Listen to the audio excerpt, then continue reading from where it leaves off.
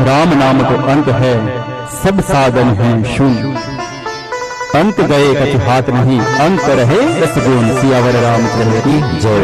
अर्थात रोशनीबेन, भगवाने बધી સુખ સંપત્તિ આપી હોય। સંપત્તિ એટલા માટે કહું છું કેમ કે આપણે કમાયેલી ભેગી કરેલી છે, આપણા કર્મથી, આપણા નસીબથી આપણને મળે છે। પણ રામજીની કૃપા થાય તો વિભીષણજી મહારાજની જેમ સંપદા મળે।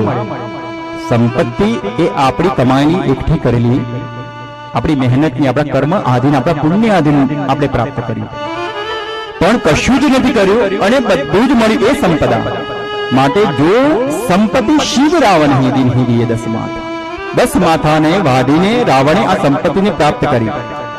परंतु विभीषणजी महाराज ने देखो रामजी शू आपे, आ हनुमानजी महाराजे आटલું कार्य કર્યું એ શું આ નામ મેળવવા માટે કર્યું?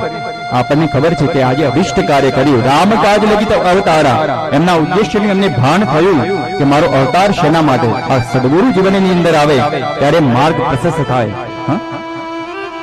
પણ વિભીષણજી મહારાજને રામજીએ સોઈ સંપદા વિભીષણે સકુચ દી રઘુનાથ, કંઈ જ કર્યું નથી, કોઈ જ મહેનત નહીં, છતાંય આ સંપદા આપી। એવી સંપદા પ્રભુ તમારા પરિવાર પર આપે, રામજી આપે। અને આવા સત્કાર્ય તમે કરતા રહો આગળ ને આગળ। માં કુળદેવીના તમારી પર આશીર્વાદ રહે। હનુમાનજી મહારાજ રામજીની આવી